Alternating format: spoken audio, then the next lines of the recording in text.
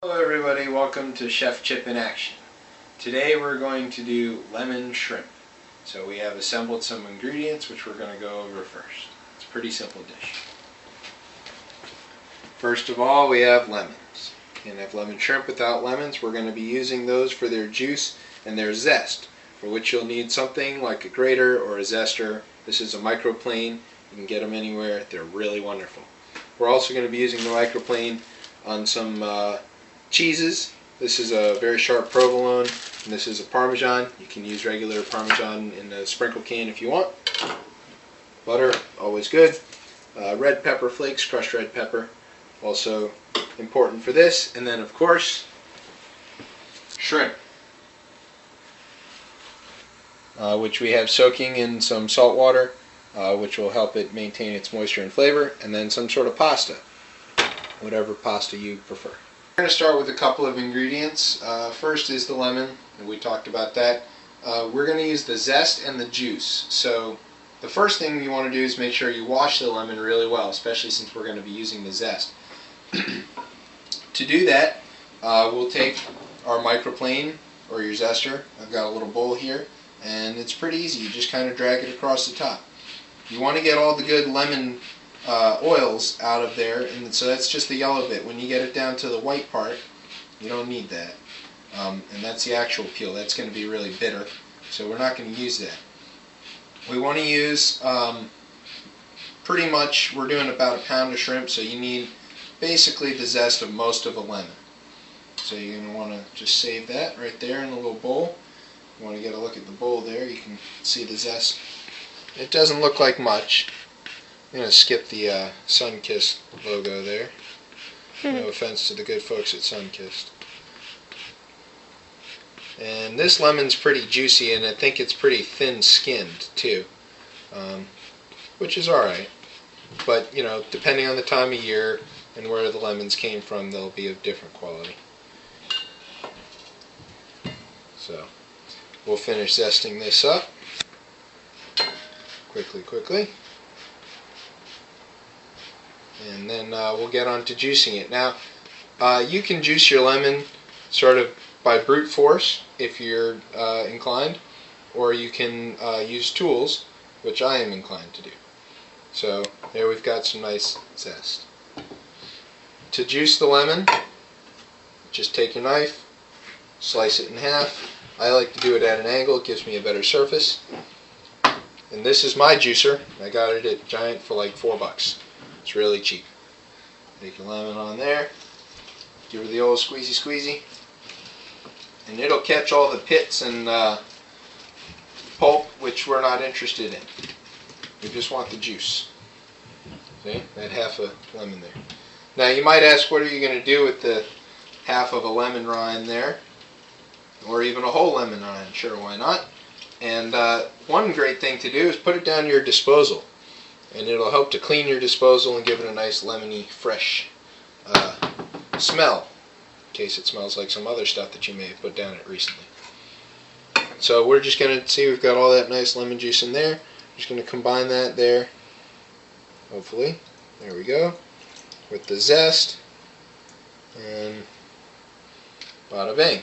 Now we've got our lemon juice and zest all ready to go. Alright, so the next few things that we're going to do are stuff that we're going to need before, after, and during the cooking process. First thing we're going to do is a little bit of Parmesan cheese, which again we're going to use our old microplane. And I like to do it this way. You can drag your microplane over the cheese if you want.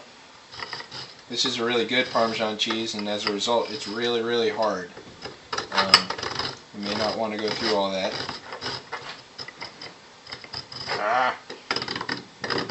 Anyway, you get the idea.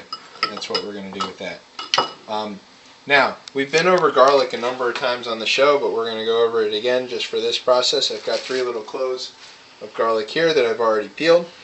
Take your knife, lay them on there, give it a good firm whack. It'll crush the garlic, and then you can just chop it up real fine. You know, don't need it too fine. This is going to give a lot of flavor to the shrimp, but we're really focusing on the lemon, so the garlic is just there to kind of complement it.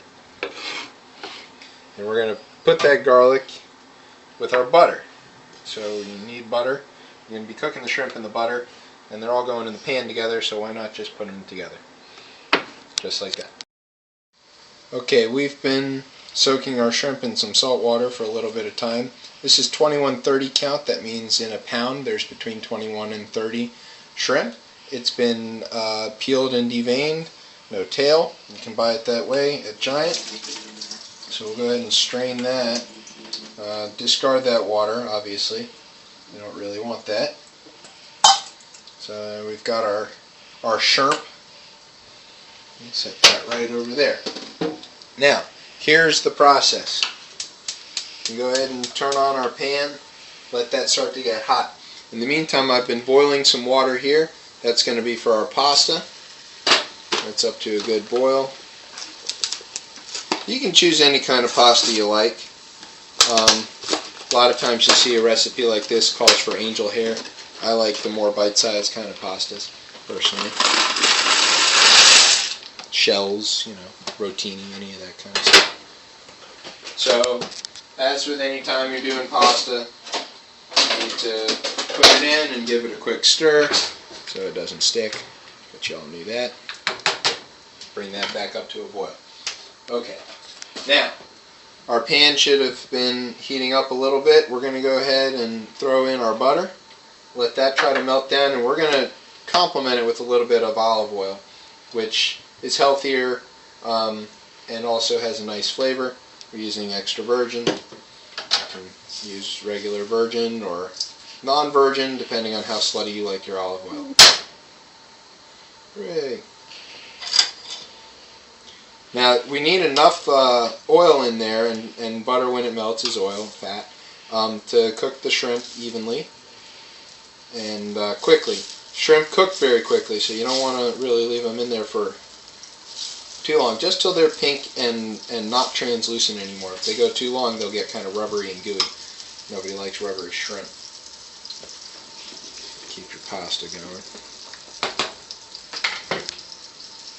And one of the things you can also do to make sure you give your shrimp a nice good flavor, we're cooking it like kind of medium heat right now, is add in our garlic that we chopped up earlier and try to soften that up a little bit in the pan there. And that's going to infuse the oil with that garlic flavor, which is always delicious. If you could smell this, you would smell butter and garlic, and it would smell really good.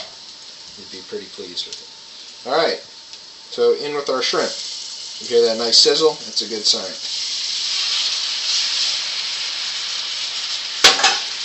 Careful not to overload the pan. Cook in batches or use a bigger pan if necessary. And, cook evenly. You don't have to worry about it too much. Make sure you keep hearing that sizzle. If you don't, your heat's too low. I might have overloaded this pan a little bit. We're going to find out. One of the things that you can always do is cover a pan to help increase the cooking efficiency, and we may be doing that. Alright, so you see our shrimp are starting to pink up a little bit and tighten up their little curly Q. That's good. That means you know that they're cooking. And they're not quite done yet, but they're going to get there soon. So I'm just trying to turn them over, make sure that all the sides get an even chance. When the shrimp are cooked through, we're going to add the lemon juice and zest mix and just cook it for a couple minutes more. Not much longer. And then it should be done. Alright, so now we see our shrimp are all pink and done. It's delicious. Turn down the heat a little bit. We're going to add our lemon juice and zest. And make sure we incorporate that well. Lexi is contributing to the show there. She has an executive producer credit. Don't mind her. And we're going to get this going back up till it's making that little sizzly sound. I'm going to hit it with a tiny bit of dry white wine. Not too dry.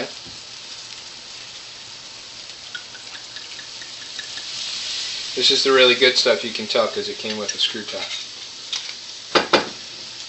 Should always fire your wine with a screw top. Okay, so we'll go ahead and let that just set for just a second while we drain our pasta. It should be just about done here. Take the pasta, put it through our colander. Thank you, Lexi. Alright. Now you can serve this in a number of ways. I like to do it sort of a family style deal. So we're just going to go ahead and pasta in a great big bowl there. Right, and we've got our shrimp cooking nicely. It should be just about done. Back up to a quick sizzle. Alright, and just go ahead and pour that right over top of that pasta there. It's going to be really good. Okay, finish it off with a few shakes of the trusty red pepper there. It's the same stuff you'd put on top of your pizza. And we're going to toss in that Parmesan that we were grating. You can use the sprinkle stuff, it's just the same. Like that. Give it a quick toss.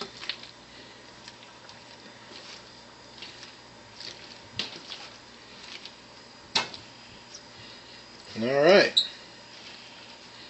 And then just to, add some color, make it a little more interesting, we'll just go ahead and throw 3 tomatoes right, slices right on top. There you have lemon shrimp on pasta.